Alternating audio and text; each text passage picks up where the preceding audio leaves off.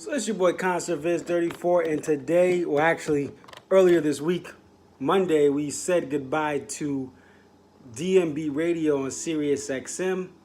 Excuse my out-of-tune guitar and the old amp that I'm using. That was Say Goodbye, a little bit of a melody from that DMB song. But peace out to DMB radio.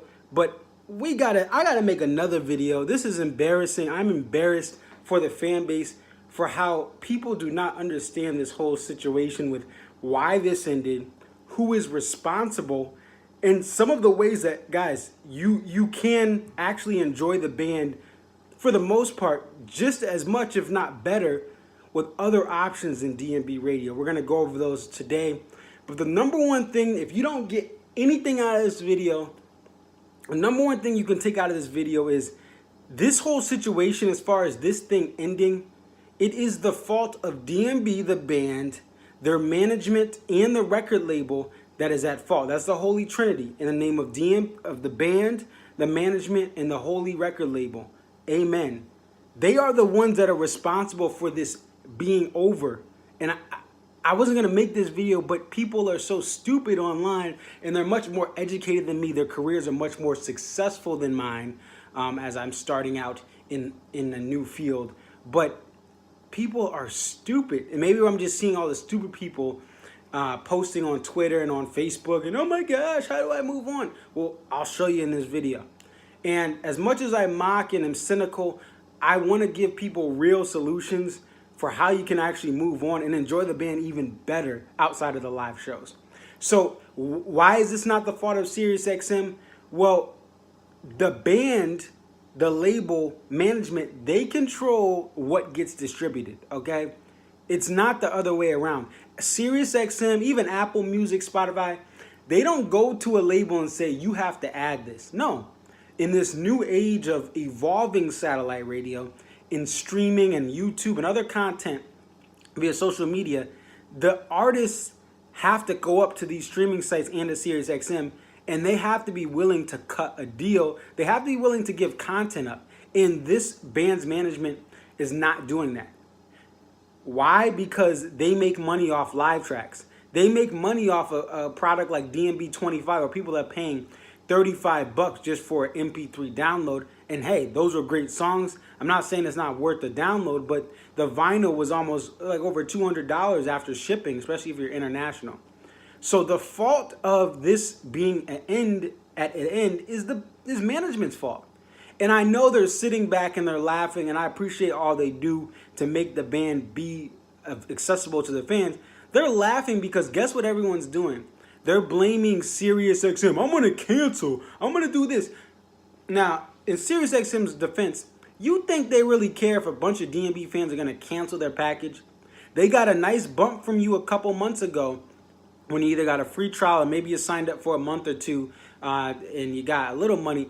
But they didn't have you before, and they don't need you after this. As much as radio is dying, Sirius XM saw growth this year in its first and second quarters. They saw growth in user base, okay? They don't need you.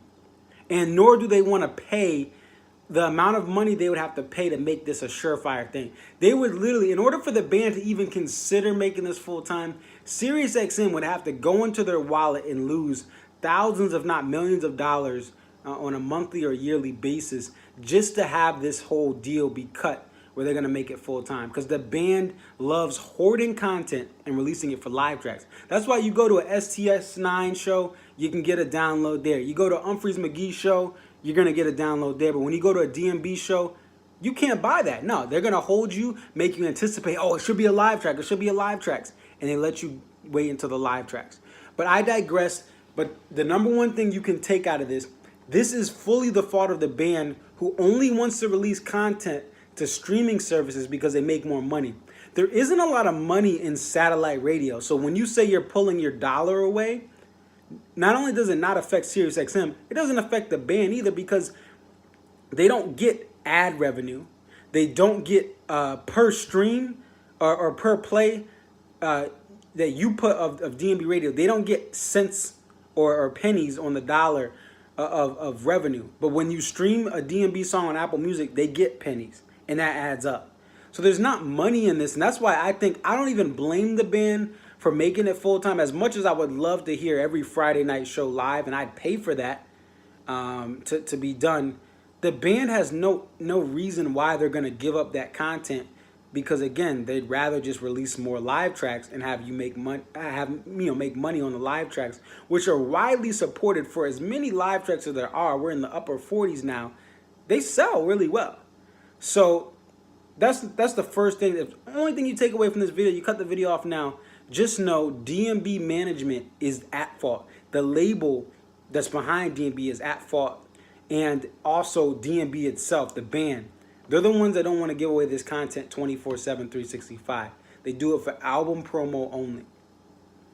Now, the next thing I'm going to say is you can actually be better than DMB radio for relatively cheap price, for free.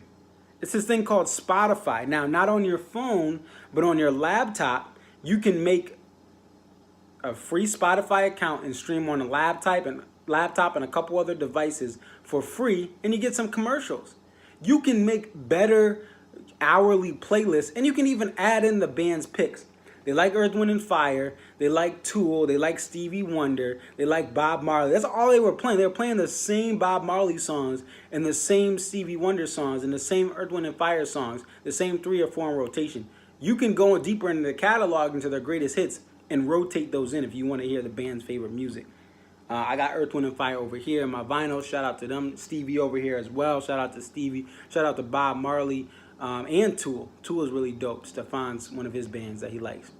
You can do that much better on Spotify, Apple Music, Google Play, all sorts of stuff where you're going to make a better playlist on your own than DMB Radio is going to make hourly. Now, it's cool to have it done for you. You're driving. It's convenient. You're jamming out.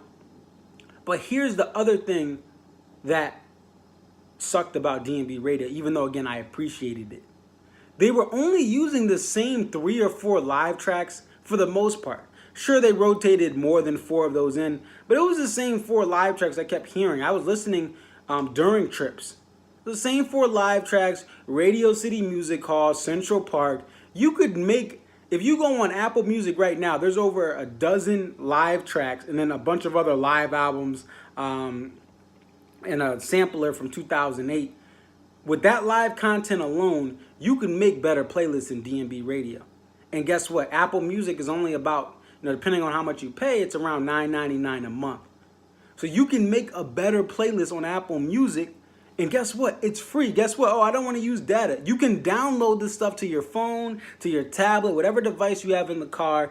You can download it to that and make preset playlists. Oh, matter of fact, you can have other users' playlists from Apple Music that you can use for your own purposes for downloading. Matter of fact, what I'm going to do in a couple of days, hopefully, and maybe in the next week, I'm going to make some playlists for you guys.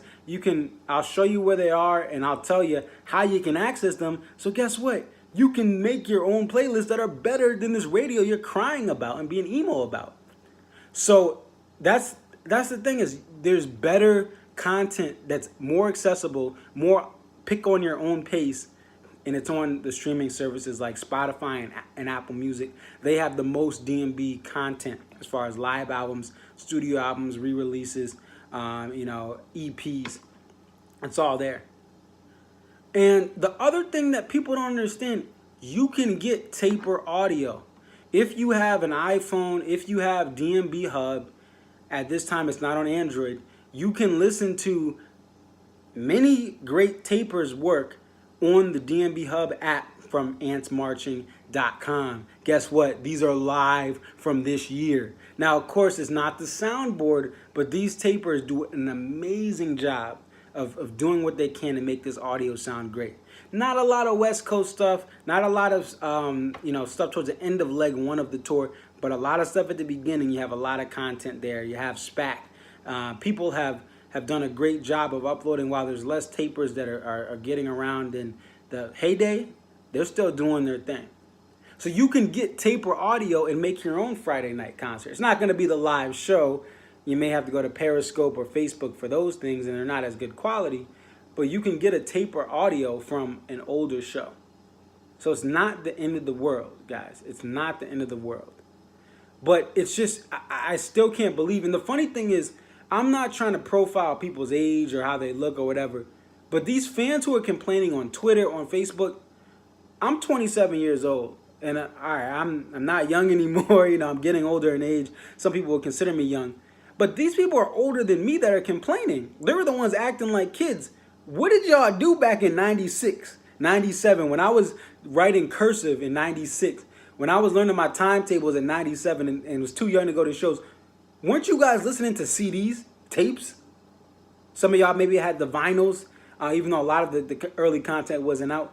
What did y'all do for all day? Yeah, you traded tapes, you traded mixed CDs all through the late 90s, early 2000s. You guys realize you can still do that, right? And if you can't, you can download and rip those CDs to your iTunes, to whatever media platform you use for music, and then you can add it to a USB drive. You can add it to an MP3. Well, MP3s are really pointless. Add it to your phone. There's plenty of ways to make those mixed CDs, those taper versions of stuff you got literally in the mail from other buddies back in the day that were in the DMB community. You can still listen to that stuff. It's not illegal. I don't know what DMB radio did to make it seem like you can't listen to your old mixed CDs, which are pretty dope. I wish I was younger back then at times, because I would have loved to go to some of those Hartford shows. I would have loved to have been on AOL, Instant Messenger, trading tape, talking to people from across the world, trading DMB content as far as taper stuff, videotapes. Life goes on. And now I know it's not everyone. A lot of people are actually very smart and educated when it comes to this. But it's very astounding that even the amount of people that are yelling and the negative overpowers the positive, they're being mad at Sirius XM when they should be mad at the band.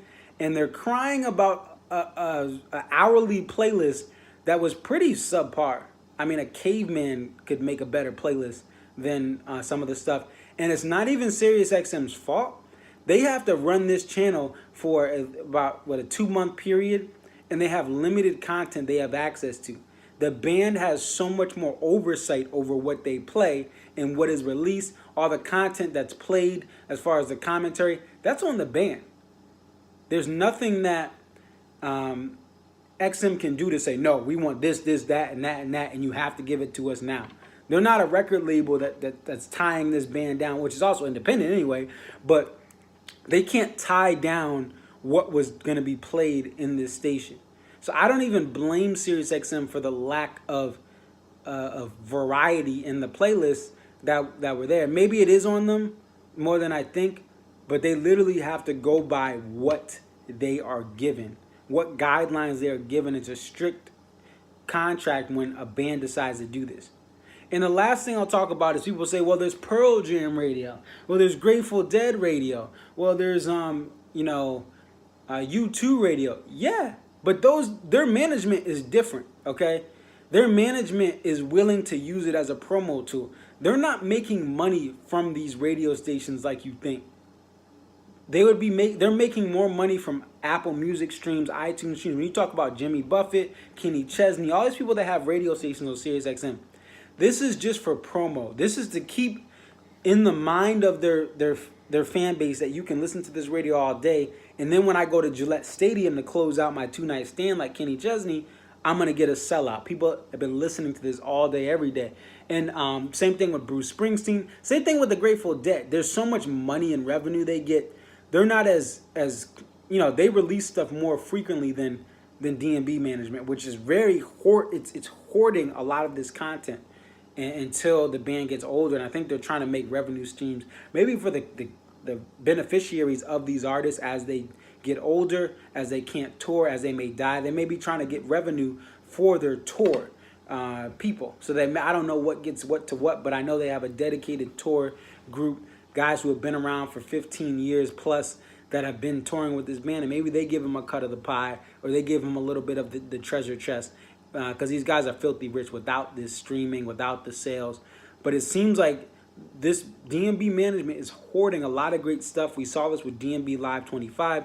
We saw this with the release of Red Rocks live at Luther College. I'm still waiting for the book Before These Crowded Streets. Maybe they don't have a good enough cut for vinyl.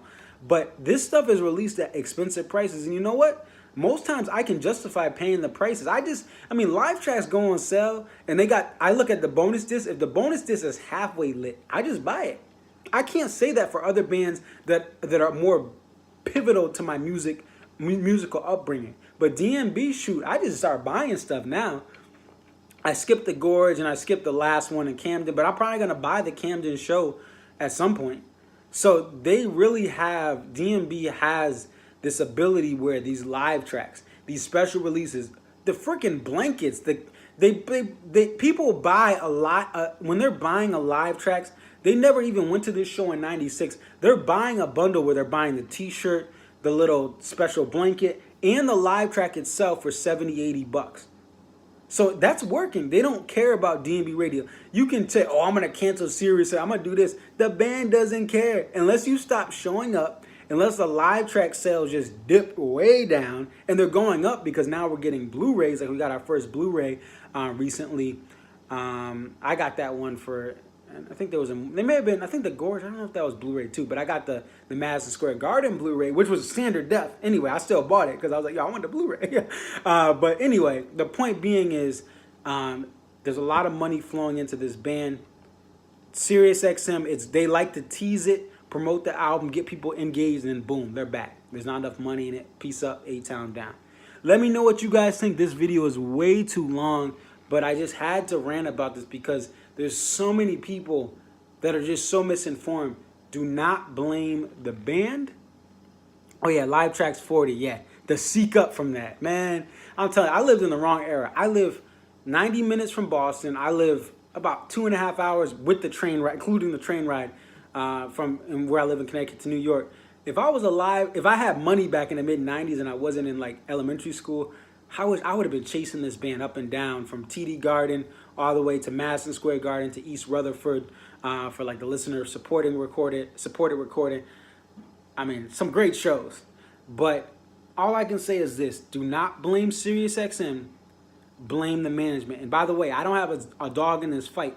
I have a short trial with SiriusXM. I've told them, Bertha don't come around here anymore, to use a Grateful Dead reference. I've told them multiple times there's no use for me to sign up for SiriusXM because my drive to work is really short. I don't have many road trips, and when I do, I know what I want to listen to. There's no need for me to have satellite radio. So I've told them no time after time with my car since 2014 when I bought it. I'm not renewing. I don't blame SiriusXM, and I'm not like getting paid by them or being sponsored because shoot, after my 3 months expires that I got for like $2 or something, I'm cutting it. I'm cutting the cord for that. And I'll go back next year for Lock-In and some of the other festivals they show in the summer. But I have no dog in the fight. I could care less about SiriusXM because I know how to make my own playlist. Unlike some of y'all that don't know how to make a playlist for your favorite band that you've been seeing since I was like 3 or 4 years old back in 93, 94. But you can't make a gosh darn playlist. But again, I'm going to shut up. Definitely like, comment, subscribe. Let me know what you guys think. I'm beating a dead horse. That's it. We're going to say goodbye. I'm out.